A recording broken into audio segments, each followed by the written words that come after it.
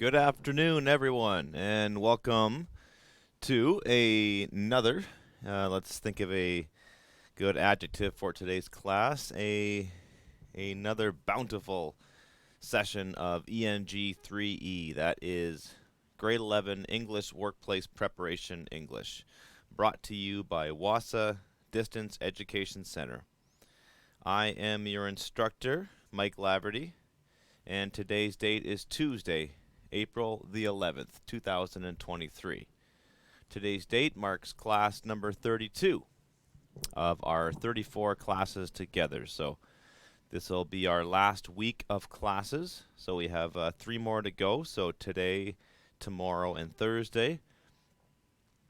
And over the course of those 3 days, I will be doing my best to prepare students for writing the final exam. So today, the theme of today's class is, of course, final exam preparation. So this is day 1.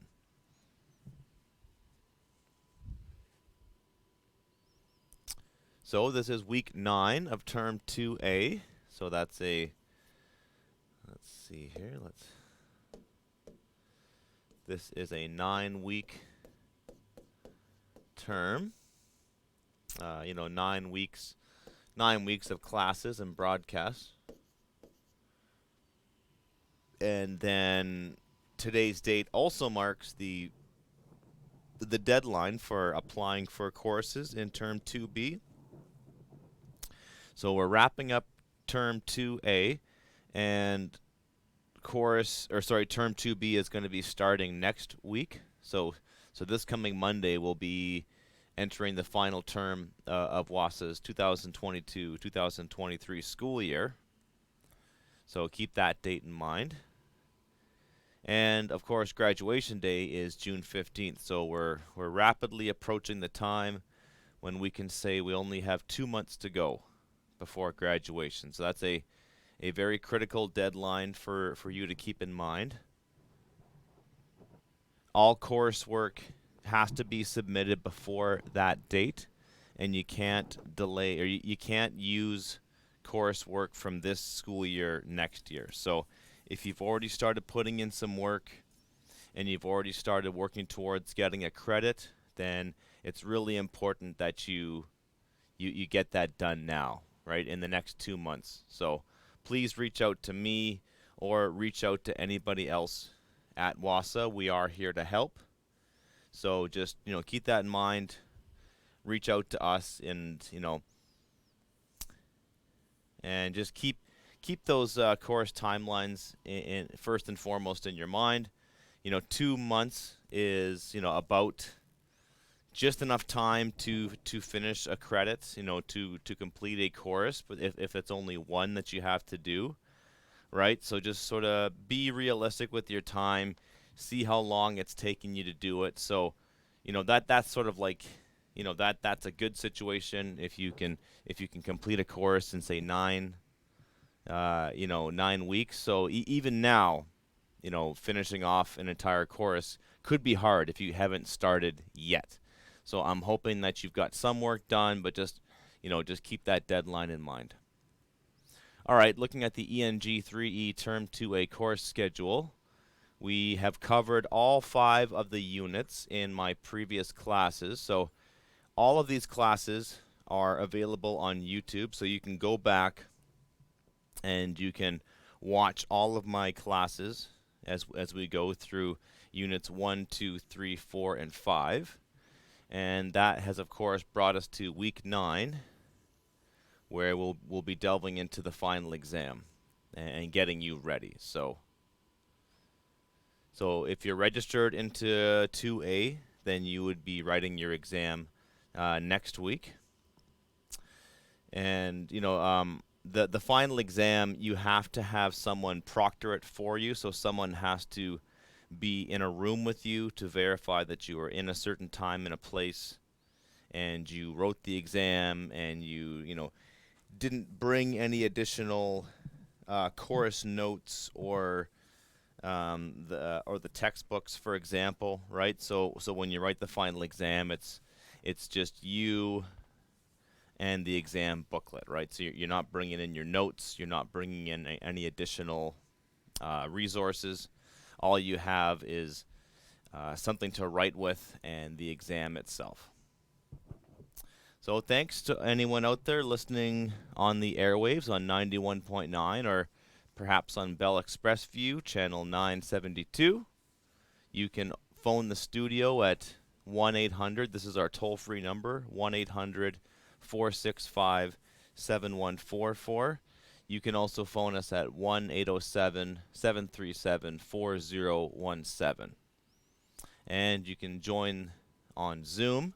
And a lot of WASA teachers do this. So if you go to zoom.us or load up the Zoom application on your phone, click the join button, or it might say join a meeting, and you'll enter in my specific meeting ID code. So that's 417-6699-799, and you can participate live. As I mentioned, all of the ENG3E classes are up on YouTube, so you are searching for Laverty WASA, and once you have found my channel, which is Laverty WASA, you can go to the playlist, and you will find a whole bunch of ENG3E playlists that you can watch, listen to, download, whatever the case may be. That's also a good time to mention too that if you don't have reliable internet access, then you can request that we download classes to a USB stick or some other device, and then we can send them up to you. So that's an option. So then you'll have like a USB stick, and you can just plug that into a computer or a Chromebook, as long as it's got a USB port, and then you can watch the courses without internet. Please reach out to me directly at through email. That's mlaverty@nnecschools.org. So it's MLAVERTY@nnecschools.org. Find me on Facebook. That's Laverty WASA. That's my professional Facebook identity. So that's where you want to send me assignments, ask me questions. So just search Laverty WASA, and you'll find that Facebook account, and you can send me messages. We can be friends on Facebook. I put out updates on my courses, that kind of thing. And you can phone the WASA building here in Sioux Lookout at 1-807-737-1488, extension 2211 to get myself, or just dial 0 if you want to get to the receptionist. You can also dial 1-800-667-3703. That's the free long-distance number.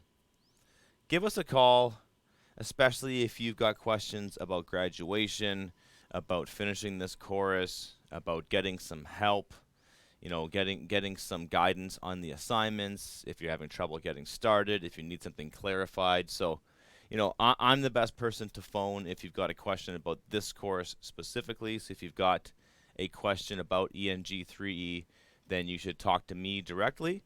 But if you've got any other questions about your educational path, what to do next, if you're lost, if you don't know what to do, then that's the time to reach out and phone someone here in the building.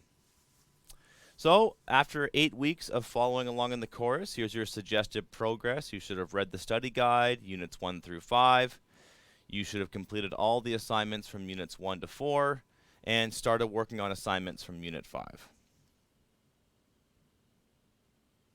So in today's lesson, I'm changing things up a little bit. So I usually do my images of the day, but today is going to be different because I want to focus on some text. So I think I might change my mind, but we'll see. I think for now, what I'm going to do is I'm going to introduce you to a brand new text, one that you've never seen before, and then I'll read it on the airwaves, and then we'll have a discussion about the article, just pick out some good lines, talk about how it's organized, and then maybe just, go over the ways that you would be expected to answer questions about this, had this been on a final exam.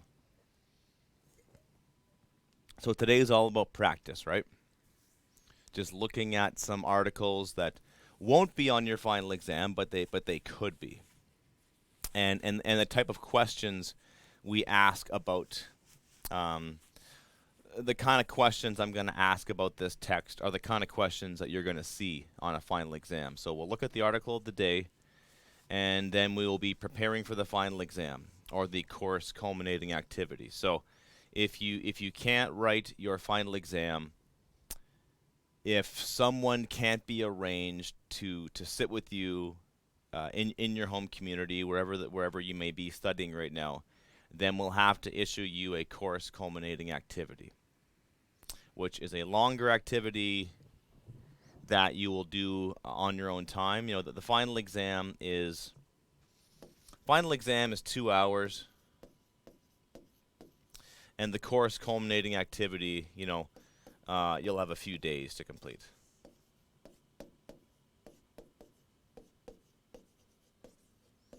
And of course, the final exam is it's timed 2 hours, but the course culminating activity is sent to you. And it's just like one more assignment that you have to do. Either way, it's worth 20% of your final grade in this course.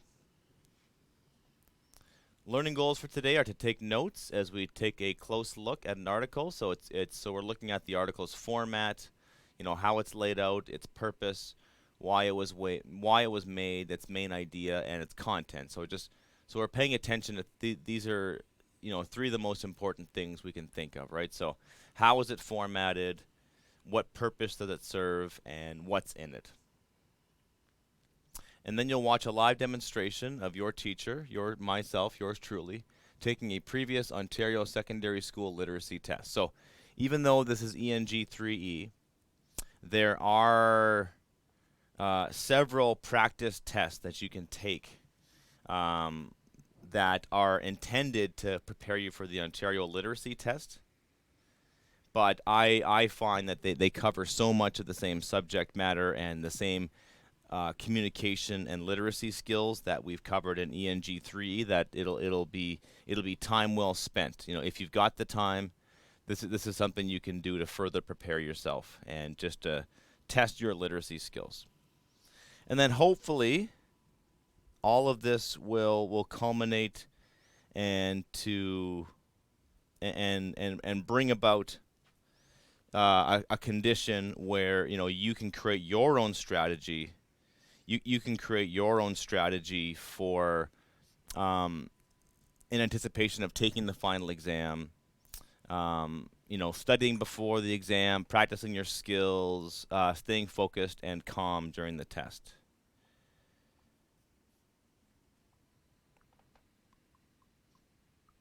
Okay, so with that in mind, we will open up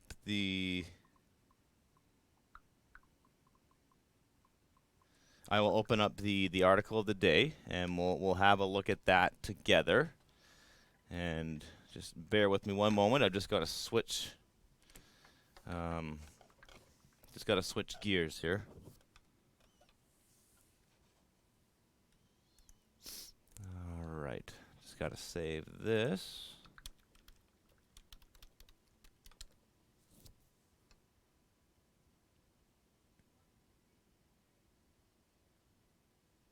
All right, just bear with me. Once I've got this, I'm going to open up my article that I chose today.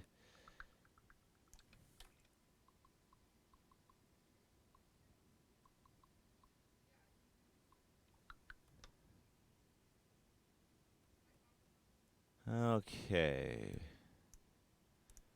All right, here we go. So what I like to do, and as you've noticed throughout this course, is I've identified lots of articles from the Globe and Mail.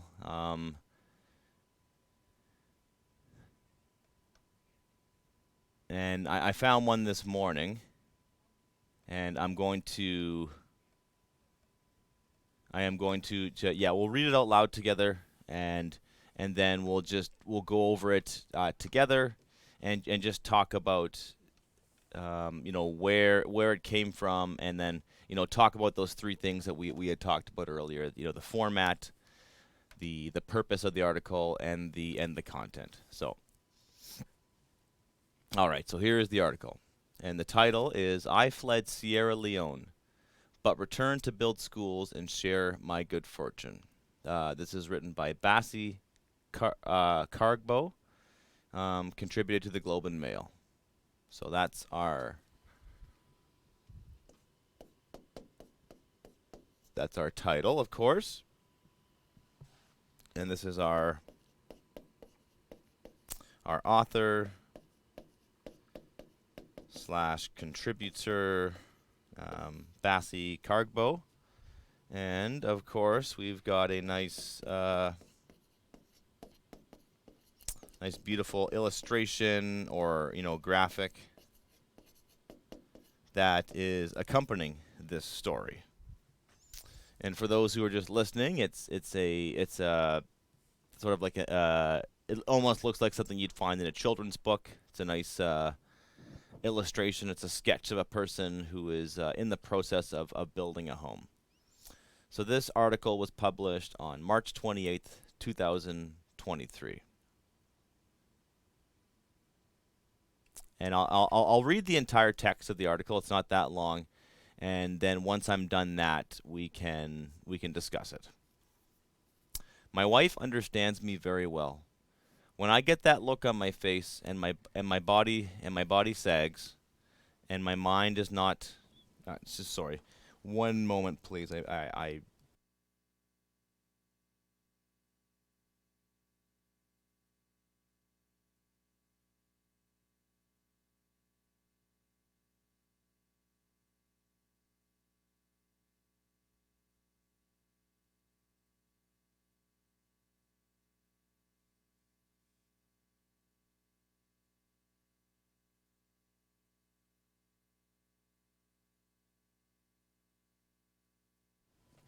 All right. Thanks for bearing with me. Just had a very important interruption that I had to deal with. All right. So just let me just start over again. Okay. My wife understands me very well. When I get that look on my face and my body sags and my mind is not where it should be, she says, "You need to go home, dear. Go. We can manage." And I go.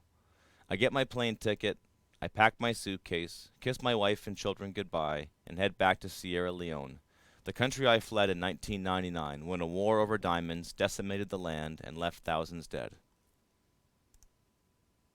There is something about a country that has been through a war. It divides people into two groups, those who face the sun and those who do not.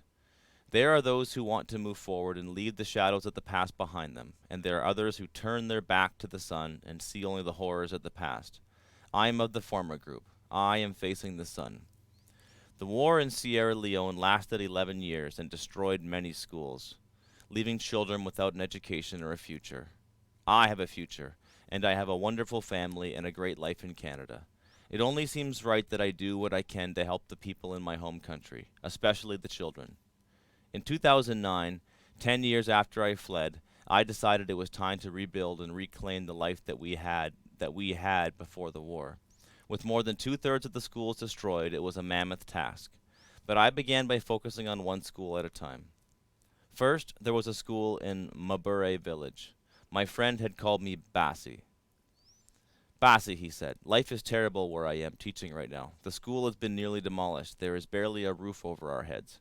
So, with the help of several charities and businesses, the organization I work with raised the $15,000 we needed. The school was rebuilt, and the children paid me with smiles. I considered that payment in full, and it pushed me to do more. I went to Kissy Town in the east end of Freetown, the capital of Sierra Leone, in December of 2010, and my dreams grew. I looked upon an empty field and pictured a school that met all the needs of the children. Classrooms for all ages and grades, a playground, latrines. My head almost exploded as I saw this vision. It felt like the man in the baseball movie. Build it and they will come. And we built it. With each brick that was cemented into place and each nail that was hammered, I thought about the kids who were now going to have a future. Workers and volunteers labored day and night until 1 month later the school was complete. And when the school opened, it was packed, so we created two shifts, a morning and an afternoon shift, to fill the need. Later, we put an addition onto the school. Then, in 2020, another 5 classrooms were added. but the need was still there, so we added 8 more classrooms in 2021. As each classroom was added, more children smiled, more payments in full. After each school was built and I returned to Canada, my wife could see the transformation in me. I held my head a little higher and my back a little straighter because I knew good things were happening in my home country. Sometimes this happy feeling would stay with me for months, sometimes even a year. But then, something about my life here in Thunder Bay would take my mind back to the problems of Sierra Leone.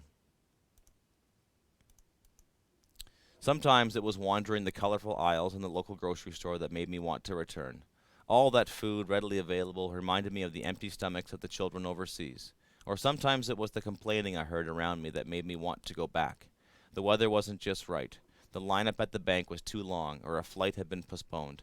As if these were things a person should complain about. Go, my wife always said, we can manage. So I'd return once again to build more schools, create more futures, and see more happy children. I'm back in Sierra Leone now because I have set my heart on building a vocational school. It will be a place where older students can learn computer skills, culinary, carpentry, bricklaying, welding, agriculture, and sewing. The board of CanSera, the organization where I work, are the people who have taken this journey with me. They pointed out it is a mountainous task. Bassi, they said, we don't have the money. Not only is there the building, but there is the staff, the equipment, the salaries, I just shook my head and said, it'll happen. There are no problems, only solutions.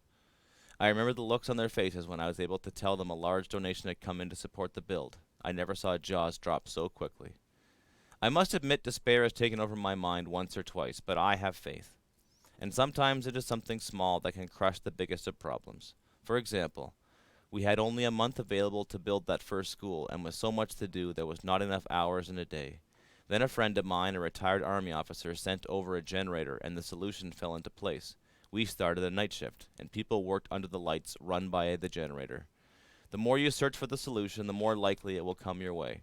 People will fall onto your pathway, and good things will often come out of these encounters. I have met many people who have the same heart as me, and I want to see the smiles of children in Sierra Leone as much as I do. We all know how much a smile can sustain us. It is payment in full. All right, so I just want to we could spend the next half an hour just breaking down this article, but I also want to go on to the practice test. But just want to break down a couple of things, right? So we should ask ourselves, like, what is the format of an article like this? And it's a newspaper article, but it almost reads like a memoir or a biography, right? So I would it's good to identify the format of these documents. So it's nonfiction, and I would say it's kind of falls within the biography and the memoir type categories, right? So that's the format, of something like this. So, yeah. So it's a nonfiction biography, memoir. It's telling someone's life story. I guess technically it would be autobiography because it's written by the person we're hearing the story about. Okay. Whoops.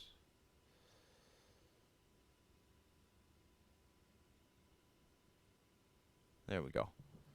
It's got a great opening line. My wife understands me very well. 1, 2, 3, 4, 5, 6. That's just 6 words that open up the story. And if we note the format of this document, there's lots of little short paragraphs, right? So that's very distinctive of this writer's style.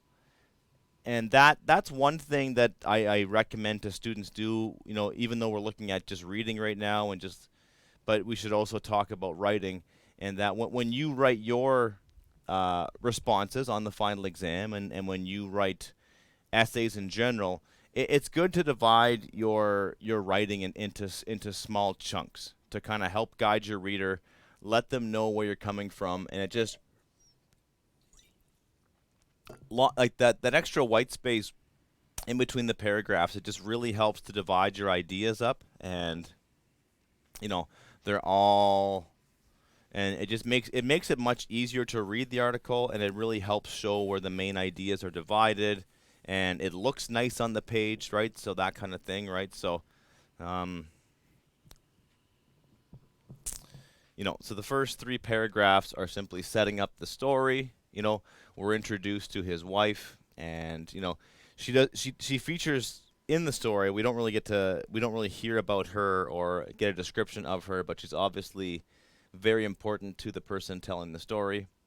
Um, and so we're getting some timelines here, right? So it's this is basically a story,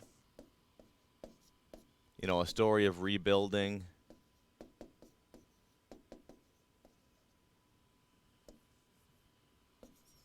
I was gonna say redemption song, but it's a redemption story, I guess, in a sense. Kind of like it's about overcoming when horrible things happen.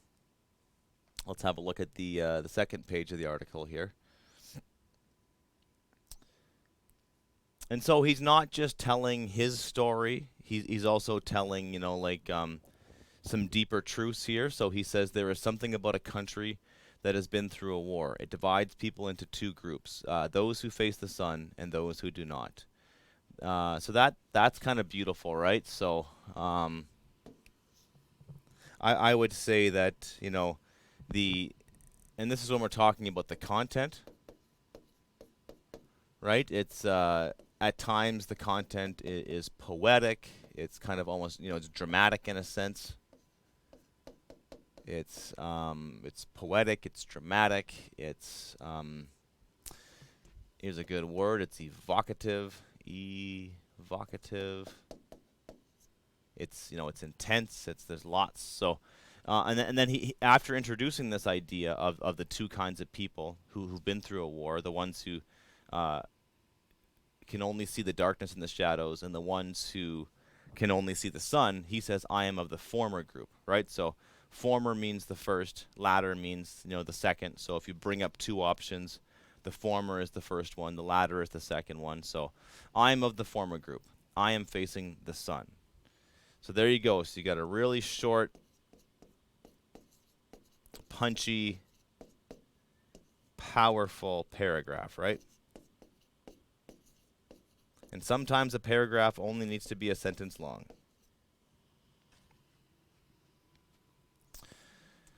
And so, if I was to be assigning this to students on a final exam, and this was their text they had to read, some of the questions I might ask would be, to provide me with a summary of the story, or maybe provide a summary of what do they call them? They call them Bozzy. That's Bossy.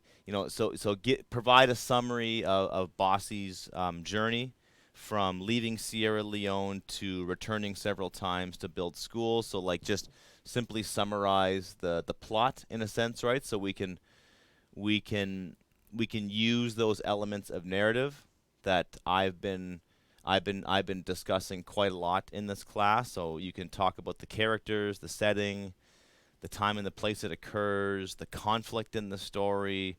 You can talk about some themes that are emerging, right? So,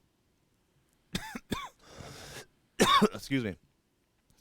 So we're often focusing on, like the actual content of the story, the stuff that's right in front of us. That's the directly stated information. And then we can also talk about the deeper things in the story, the deeper meanings here. So so he does tell the story, and he gives lots of details, like in 2009, first there was this, so with that, right? So he does tell the story, provides lots of details. There's one more short punchy paragraph, and it pushed me to do more. There's also um, the the line about later we put an addition onto the school. Then in 2020 another 5 classrooms were added, but the need was still there, so we added 8 more classrooms in 2021. As each classroom was added, more children smiled, more payments in full, right? So he's got that idea of the smile and how that's his payment is making people smile. I'm just trying to think when the first time he mentioned it. Ah, right. So the school was rebuilt and the children paid me with smiles. I consider that payment in full, right? And then of course at the end of the article he says we all know how much a smile can sustain us. It is payment in full, right? So a possible question you might want to ask yourself is, why does the author, repeat the phrase or idea, I guess, smiles are payment in full, right? So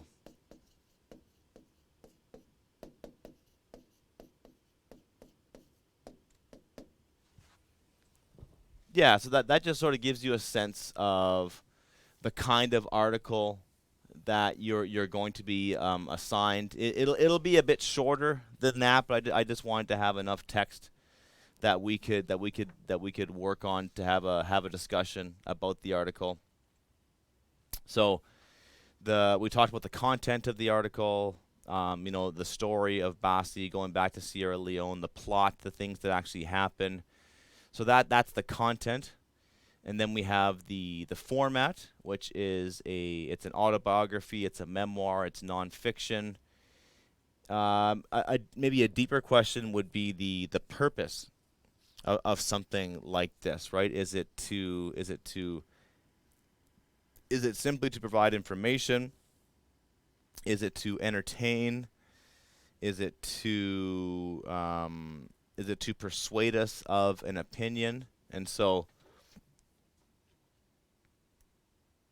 that's typically, that could be a question that you could ask, right? Is it to entertain us, to inform us, or to persuade us of an opinion, right? So, the author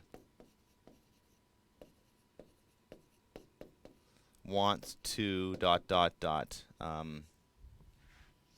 And I would argue that entertainment, it might seem kind of trivial, or not trivial, but entertainment can also be to inspire, right? That's a form of entertainment, right? So it's just, but I don't think his primary motivation here is to just give you information about his struggles and his journey to return to his home country and that kind of thing. I think his main purpose here is to entertain the readers and to inspire them, and to to inspire, to tell an inspiring story.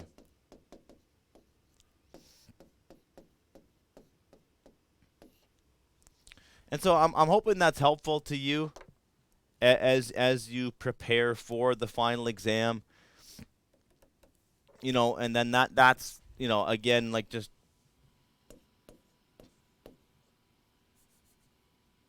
these are ways that you can focus your writing. So talk about the purpose of the article. Talk about the audience for the article. Talk about the format. You can talk about the content. And you can even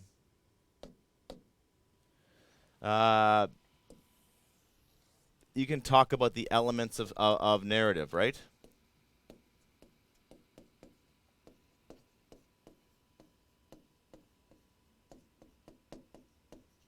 and these should give you ideas. They just give you jumping off points, right? That's really what you need to have when you're looking at an article that you've never read before. You know, it's being given to you for the first time.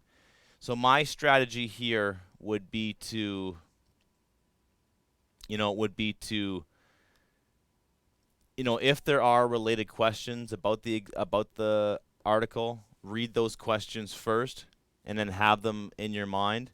And then as you read the article, it'll hopefully not jog your memory because you're reading it for the first time, but sort of remind you of all the things you're supposed to be thinking about, right? And then, it always helps if you can, like I've done, if you can just go through the article and you can just highlight things that stood out for you, right? So the things that stood out for me were the author's use of these short, kind of punchy paragraphs for effect, his storytelling techniques, his use of repetition, bringing up the, smiles as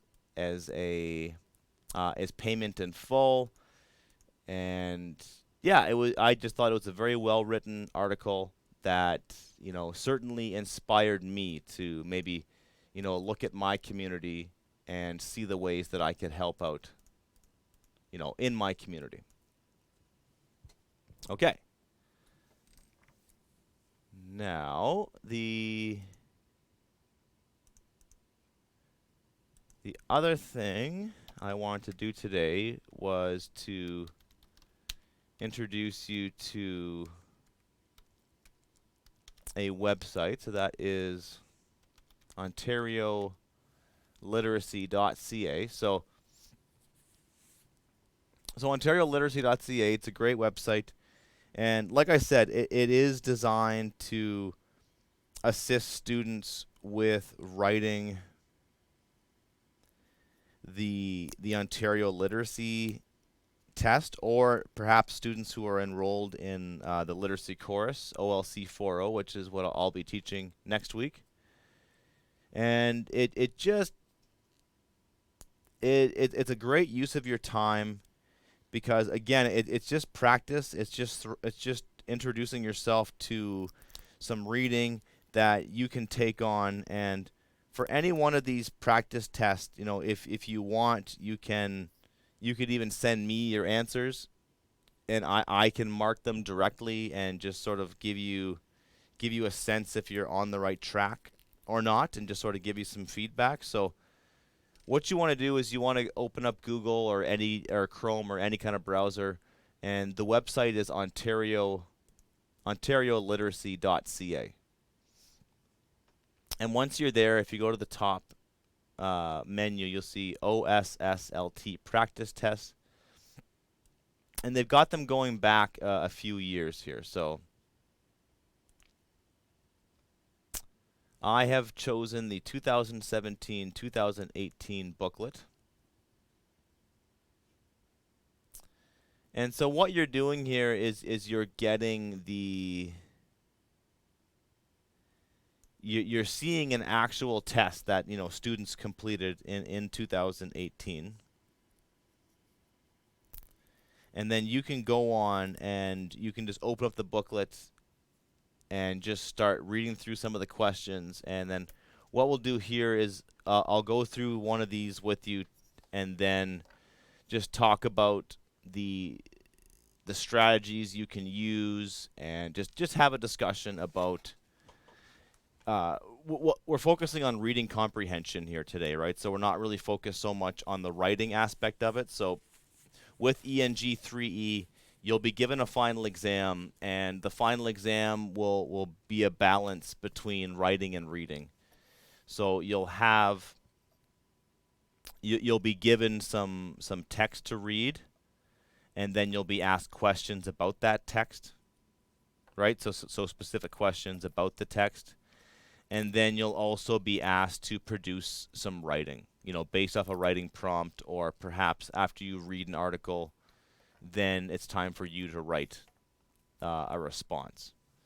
Like for example, with that article about Sierra Leone, it could be after reading this article, please write a short essay about, your community or, a time where you helped out in your home community. So I'm just going to make sure I'm sharing the right screen here, and I'm going to go all the way down. And we're going to have a look at another article. So this is Canada's Young Rock Stars, the Brothers Dubé. And then if you scroll down, they've got each paragraph has a number, and they've got these questions. So that's kind of what I would suggest doing to you would be to read the questions before you have a look at the text, and that way you're sort of primed, and your mind is just ready, and you're going to be looking into those. You're going to be looking into those questions as you read.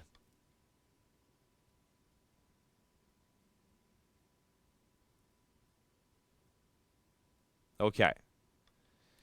So here are the questions. So number 1, where are the Brothers Dubé from? Ottawa, Toronto, California, Tennessee. Which event happened first? The band released an EP. The band posted a song on YouTube. The band was invited to play at the CNE. The band raised money for orphans in Haiti. How is the information in paragraphs 3 to 6 organized? So that one is specific, so I might not I'd probably go back after I've read the article to find that one out. Which word is closest in meaning to philanthropy, as used in paragraph 5? Which quote best captures the unique aspect of the band's success? And you got 4 to 5 different options, 4 different options. Why hadn't the Brothers Dubé gone on tour yet? What does paragraph 8 emphasize about the boys? What is the function of the dashes in paragraph 5? And what did Liam say? Why did Liam say we have time on our side? Okay, so here we go. When the Brothers Dubé saw the Beach Boys perform in 2011 in Tennessee, USA, they never imagined that they themselves would be playing on the same stage as this legendary California rock band. But that's exactly what happened on August 18th, 2013. The brothers from the nation's capital opened the performance for the Beach Boys at Toronto's Canadian National Exhibition, the CNE band show. It's pretty crazy considering that I'm 12 years old, said drummer Quinn Dubé about the show at the CNA. Pretty amazing indeed when you consider that the band's senior member, Liam, who plays guitar, is just 17. Quinn and Liam, along with their brother Jan, who was 14, and their band's lead singer and bass player, started playing instruments when they were kids. Their father, Rob, taught them the fundamentals of music. Since then, Canada's youngest rock band has steadily improved, taking lessons and putting in a lot of intense practicing time. In 2006, they started recording songs, mainly to entertain their mother, Michelle, who was not well. She really liked the band The Police, Quinn said. He and his brothers recorded the song So Lonely and posted it on the internet through YouTube. The boys continued to play after their mother died in 2008. In fact, they started busking, performing in public areas to support charities. They raised funds for medical research as well as an eye-popping $150,000 in donations to help orphans in Haiti after the 2010 earthquake there. The Dubé brothers' work even drew the attention of Stephen Harper, Canada's Prime Minister at the time, who sent them a letter praising them for their philanthropy. As they have grown older, the brothers have had to address the issue of their deepening voices, which has led to some adjustments in their quest to establish their own particular sound. We were just trimming it down slowly and redefining who we were as time goes on, said Liam. They're certainly on the right track. They've already become stars across Canada and clearly captured the Beach Boys' interest, which led them to the CNE invitation. Not surprisingly, the Brothers Dubé spent the summer of 2013 preparing for their performance, practicing 3 hours each day in the basement of their Ottawa home, and planning for a fun playlist that included a makeshift hockey stick guitar they had built. Lots of practice means they spend significant amounts of time together, and like all brothers, they do argue occasionally. Jan says it can be frustrating sometimes, but points out that we all know we can yell at each other, and no one will hold a grudge. He can't imagine playing in a band without his brothers. It's pretty fun. It's like a family journey for us. The brothers have had lots of support from their dad, who helps his son maintain balance in their lives with their music, their charity efforts, and of course, their homework. The next step after opening for the Beach Boys was the release of a couple of extended play or EP albums, which are recordings with more than just a single song but less than a full album. A tour could also be in the cards, but only when they're finished school. The brothers Dubé are in no rush. We don't want to become really big really fast. We have time on our side. Liam said, "We're not looking to be famous or be the next, band like Nirvana or Foo Fighters. We just love playing music." All right, so if we go back, and then if we scroll down and we look at some of these questions, so where are the brothers Dubé from? We learned that they're from the nation's capital. That's Ottawa. So which event happened first? So did they release an EP? Did they post a song on YouTube? And the band was invited to play the CNE, or the band raised money for orphans in Haiti. So I think if we were paying attention during the story, they posted a song on YouTube in 2008. So like most articles or biographies, they do have the dates included, right? So they performed in 2011 in Tennessee, but it looks like in 2008 in 2006 they posted that YouTube video. So I think that one happened first. How is the information in paragraphs 3 to 6 organized? Okay, so paragraphs 3 through 6. So we've got 3, 4, 5, and 6. So we've got how they started, 2006, 2008. So it does seem to be a chronological progression. So the options are past to present, general to specific, problem and a solution, comparison and contrast. So I would say that it is past to present, right? We're getting oldest stuff and then the newest stuff. Which word is closest in meaning to philanthropy as used in paragraph 5? Talent, popularity, generosity, and imagination. Let's go look at paragraph 5.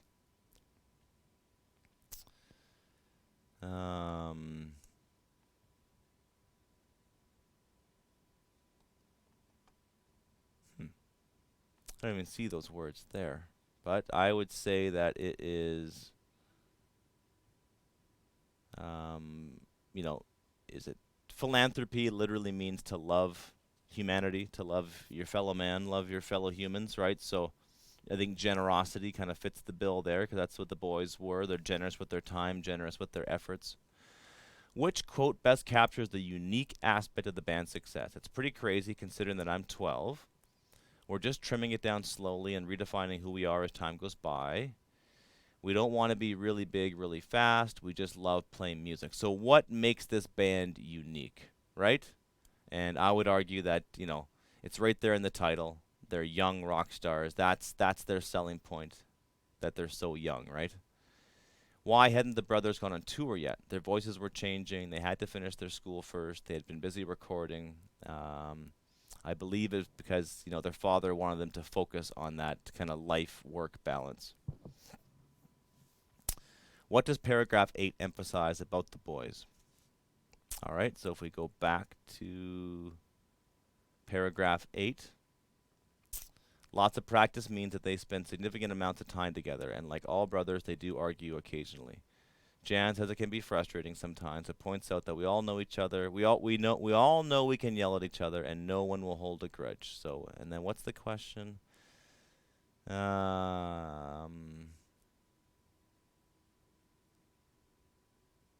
It's like a family journey for us. So, what's the most important part of this, right? Is it their passion for music, their ambition to be famous, their ongoing sibling tension, or is it about their strong personal relationships? I believe it's the last one. What is the function of the dashes in paragraph 5? And the dash is, of course, is the double hyphen. And I think that's it right here. A tour could also be in the cards, but only when they finish school. So is it paragraph 5. In fact, they started busking. performing in public areas, to support charity. So I think it's actually to define a word here. So add emphasis, set off a definition, indicate a shift in topic, or indicate an interrupted thought. Yeah, so I think it's adding sorry, it's not adding emphasis, it's providing a definition. So that's how we use the dash. We either set off important information or we set off a definition, and it's kind of like brackets or commas, very similar usage. Okay, so why did Liam say they have time on their side? Is it because they practice daily? Because they balance school, charity work, and music? Because the brothers have played music since they were young, or the brothers have many years in which to build a career? And I think it's that last one. So, and a good strategy to keep in mind when you have these multiple choice questions, and you may or may not have multiple choice questions when it comes to your final exam, but it's just good to anytime you're presented with a multiple choice question, just carefully consider every option. And I think one of the easiest mistakes to make is just sort of going with the first one that sounds right, and then not considering the other ones that come after. And that can sometimes happen on a final exam too, right? Especially if you're crunched for time, you might want to rush through things. So you really have to balance out how much time you have. And maybe I'll close with that. One strategy that I would keep in mind if I were you would be to look at the entire exam and then just see how that exam is broken down, and just to see how many marks are given for each part. So if you've got a 2-hour exam and there's 4 parts to the exam, and each part is weighted equally, meaning that each part has equal marks for you to get, then you should probably spend about a half an hour on each of those questions, right? So you have to really budget your time and just see, what you can do, in that amount of time. And you don't want to spend an hour on something that's only going to give you 10% of your final grade, right? So you got to be really careful with how much time you have. So yes, I would certainly keep that in mind as you write the final exam. Another good strategy is simply just to take deep breaths. Just remind yourself that you can do it. You've done tests before. You have been tested before in the past, and you'll be tested again in the future. But just remind yourself that yes, this is a test. This is important, but you've got to stay focused. You got to stay calm. You got to take deep breaths, and that's something that I was taught to do, and I didn't do it at first, but later on in my academic career, I started to really embrace that practice and just take a deep breath, tell myself I can do this, I have the skills, I've got this, and then just sort of breathe in, breathe out, and then sort of get on with it, right? And another tip is you don't have to start with question 1, right? So you can, if you've got 4 different parts, for example, you can choose the one that you feel the most confident about, right? So that's a really important strategy, right? Find something that you're like, yes, okay, that makes sense. I like that question. I've got lots to say. And then start with that, get the ball rolling. You'll find that the other stuff will come a lot easier, especially once you've got off to a positive start. That's a really important strategy for these exams. So that's all the time that we have for today's class. Thank you for tuning in, and we will meet again tomorrow where we'll do some more final exam preparation. Thank you.